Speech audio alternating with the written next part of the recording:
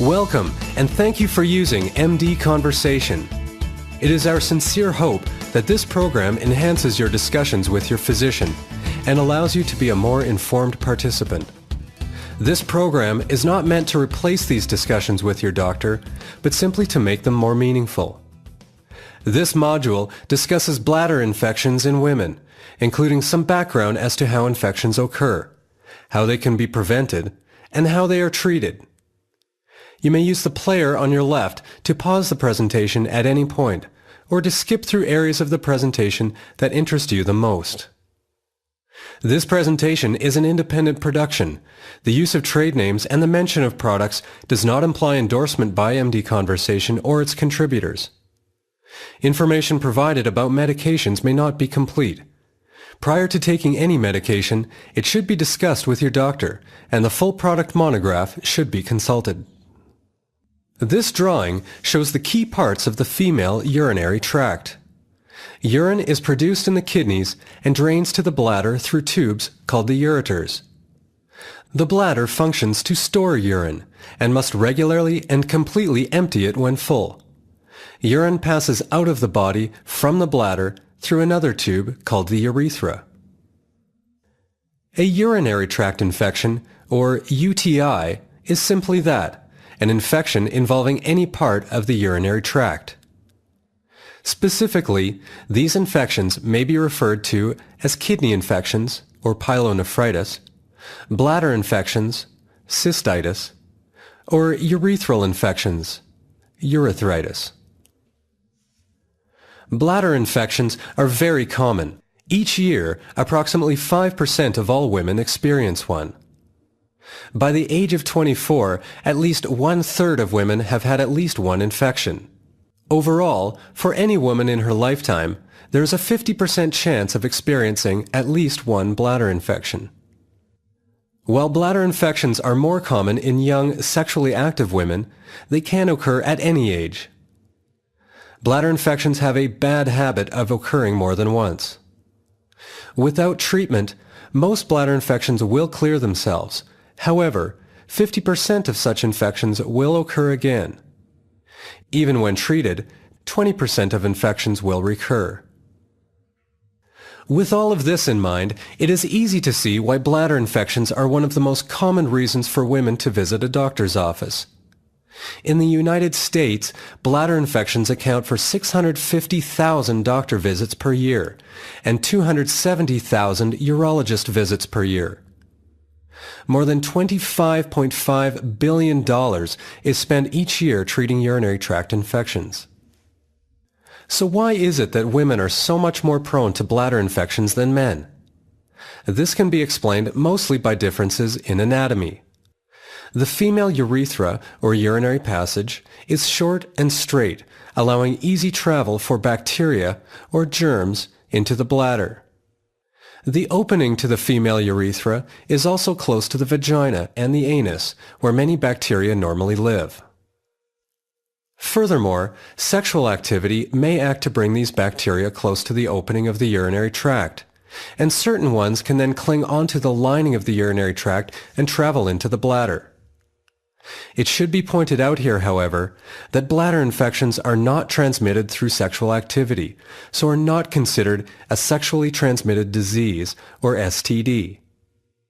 An STD is an infection, such as chlamydia or gonorrhea, that is transmitted from one person to his or her partner through sexual activity.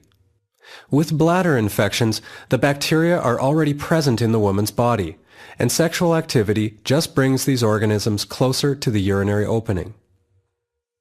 Bladder infections are caused by only certain bacteria that can cling onto the surface of the urinary tract and travel into the bladder. If they are not cleared immediately, they will multiply in the bladder and cause infection.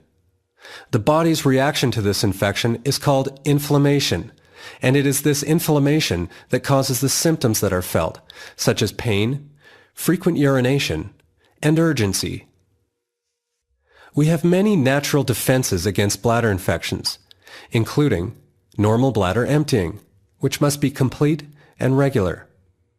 Also, women have a normal collection or flora of organisms in the vagina which do not cause bladder infections because they cannot cling onto the lining of the urinary tract.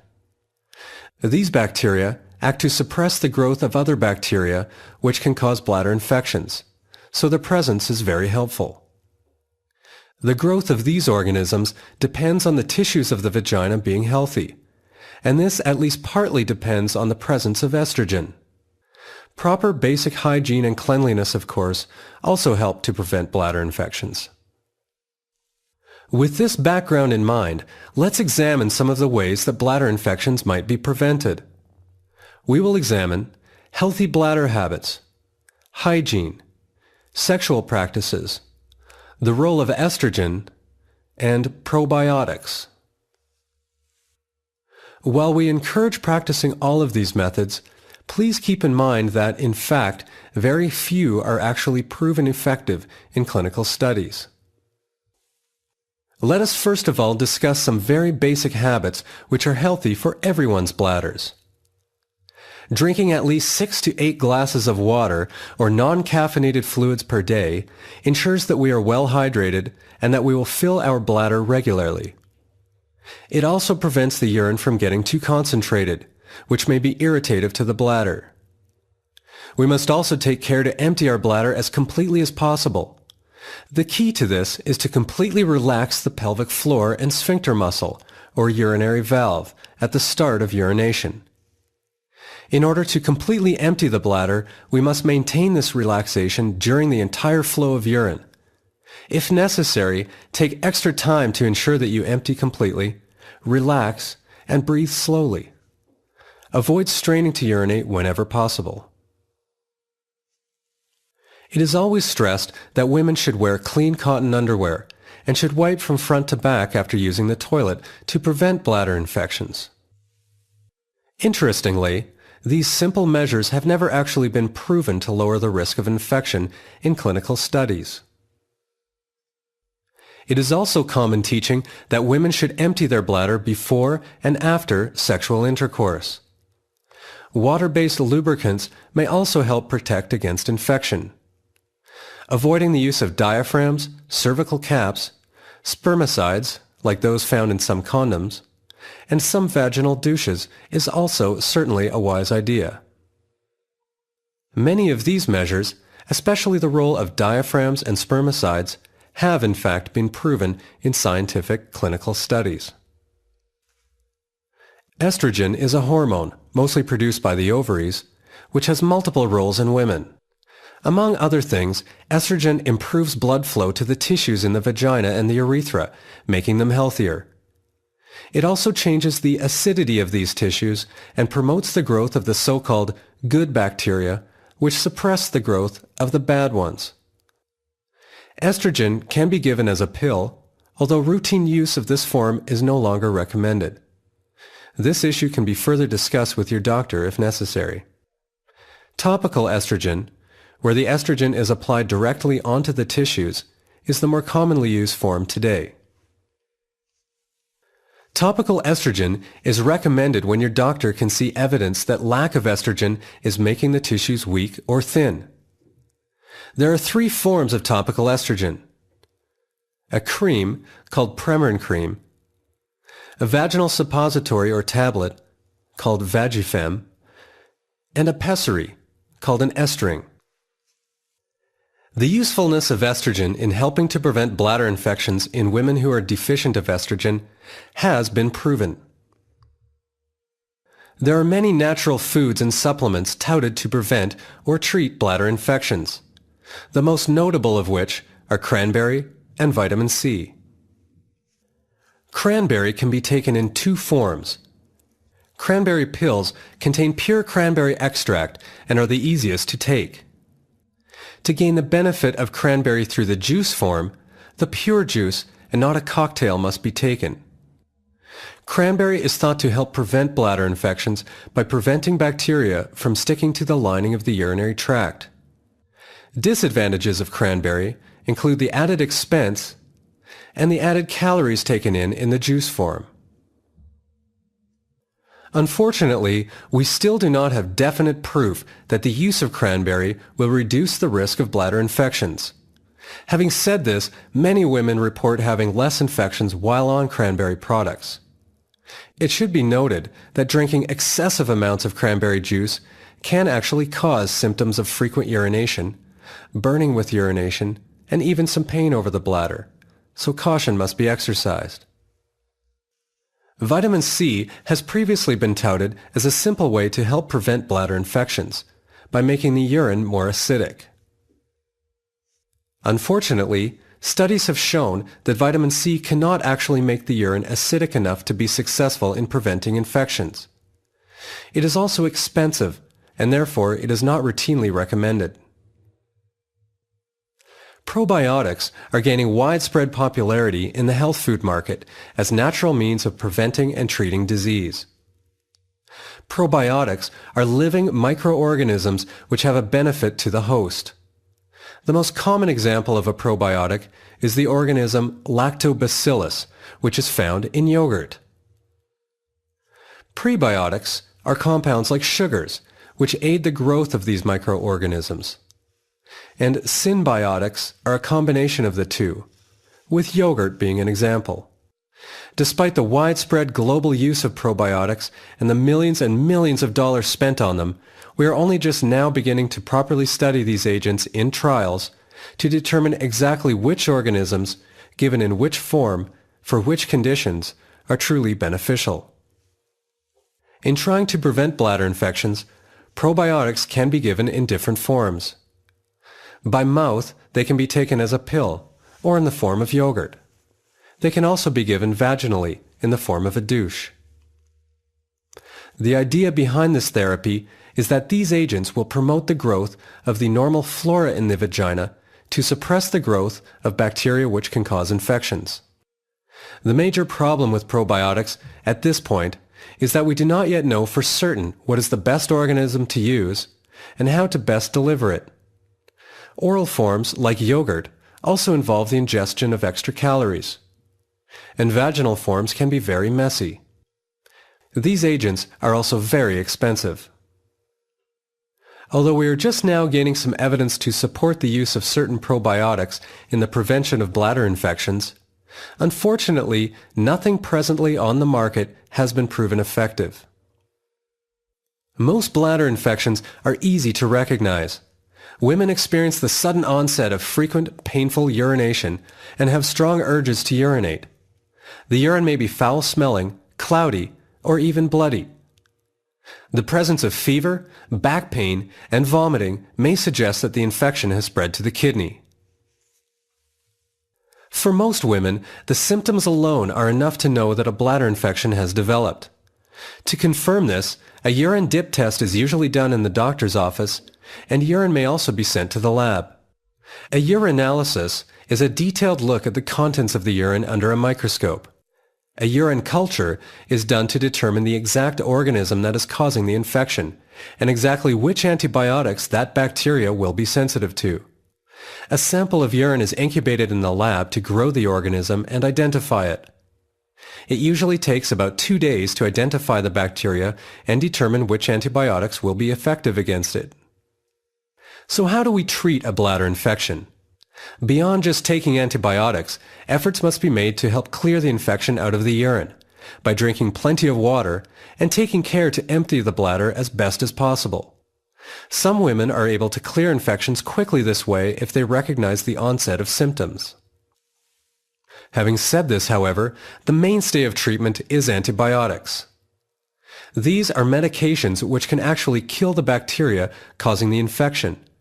We will go into these in detail in the next few slides. Antibiotics will speed the clearance of bacteria from the urine, and they will lessen the chance of having another or recurrent infection. At the same time that the infection is being cleared with antibiotics, some women may need to take medication to help control the symptoms caused by the infection.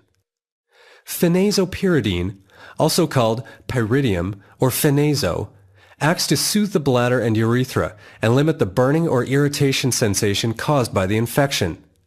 If you take this medication, be aware that it will turn the urine orange, which can cause some staining of clothing. Finally, measures to help prevent a recurrence of the infection should be undertaken. The use of appropriate antibiotic therapy will help this to a degree, but other simple measures, which we have previously discussed, should be undertaken as well. Recommendations for antibiotic therapy vary widely, depending on the region you live in and the health authority you ask. We will not attempt to make any firm recommendations here, but simply to give some generalized information about some of the common antibiotics used to treat bladder infections. Please note that the situation for any individual patient is taken into consideration when choosing antibiotic therapy as well. Factors such as urine culture results, patient age, allergies, and the likelihood of pregnancy are all important. Keeping all of this in mind, your doctor will individualize your treatment to achieve the best chance of success. The first class of antibiotic drugs we will discuss is called the quinolones. These include, in no particular order, ciprofloxacin, levofloxacin, gadafloxacin, norfloxacin, and ofloxacin. Due to high resistance rates to other antibiotics, these have now become the recommended first-line treatment in many parts of the world. In many areas, resistance rates to these medications are low. Resistance is when an organism finds ways to resist or become insensitive to the effect of the antibiotic. These drugs are usually effective in just a few days. They can also be taken on a once-daily basis, making them convenient. A disadvantage of this class of antibiotic is its expense. Furthermore, certain patients should not take these medications, including pregnant women, growing children, and patients taking certain blood thinners and some other medications. Talk to your doctor or pharmacist or consult with the product monograph if you have any specific concerns about any medication. Another common antibiotic used to treat bladder infections is nitrofurantoin, also known, among other things, as macrodantin or macrobid. This drug has the advantage of low resistance levels, and high levels of the drug get into the urine. Because the drug mostly accumulates in the urine, it does not kill off the so-called normal flora of the vagina or the gut, and is less likely to lead to yeast infections after treatment. A disadvantage of nitrofurantoin is that it does not get into the bladder wall, so it is not good for more complicated infections. Similarly, it does not penetrate into other body tissues, such as the kidney, so it is not effective against kidney infections. For bladder infections, it sometimes also requires longer treatment time, for example, 7 days compared to 3 days of other drugs. Finally, long-term use of this medication may lead to side effects on the lungs and the nerves. The so-called sulfa drugs are actually a combination of two medications, trimethoprim and sulfamethoxazole. It is the sulfamethoxazole that is the sulfa-containing component. Examples of these medications include Septra and Bactrim. Sulfa drugs have the advantage of being very potent drugs for killing bacteria, and a short course is effective for most cases. These agents are able to get into the wall of the bladder, so they can be effective for more complicated cases. The main disadvantage of this medication is that many bacteria have developed ways to become resistant to its effects. In North America, depending on where you live, up to 18 to 25% of the organisms causing bladder infection may be resistant to these drugs. Side effects, such as stomach upset, are unfortunately common with these medications, and allergies to the sulfa part of the drug are relatively common as well. Finally, some serious side effects can be associated with these medications. It should be pointed out that the trimethoprim component of these drugs, with the trade name Proloprim, can be used effectively on its own in certain situations when allergies are a concern. The final class of antibiotics we will discuss here are the penicillin-type drugs. For bladder infections, we usually refer here to either amoxicillin or amoxil, or drugs called cephalosporins, which include the commonly prescribed drug Keflex. These drugs are generally safe and inexpensive and are able to get into the wall of the bladder to fight deeper infection. The problem again with these antibiotics is that bacteria have found ways to resist their effects. Generally, a longer treatment time is also necessary, and allergies are not uncommon. Finally, the dosing of these drugs can be a bit inconvenient, as most people need to take them 3 or 4 times daily. Many women who experience a bladder infection are on the pill for birth control. It should be pointed out that some antibiotics can lessen the effectiveness of the pill, and this should be discussed with your doctor if you are prescribed an antibiotic. Please press the Continue button to proceed with the presentation. This module discusses bladder infections in women, including some background as to how infections occur, how they can be prevented, and how they are treated. You may use the player on your left to pause the presentation at any point, or to skip through areas of the presentation that interest you the most.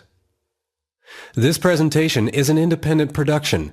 The use of trade names and the mention of products does not imply endorsement by and must regularly and completely empty it when full. Urine passes out of the body from the bladder through another tube called the urethra. A urinary tract infection, or UTI, is simply that, an infection involving any part of the urinary tract. Specifically, these infections may be referred to as kidney infections, or pyelonephritis, bladder infections, cystitis, or urethral infections, urethritis. Bladder infections are very common. Each year, approximately 5% of all women experience one. By the age of 24, at least 1/3 of women have had at least one infection. Overall, for any woman in her lifetime, there is a 50% chance of experiencing.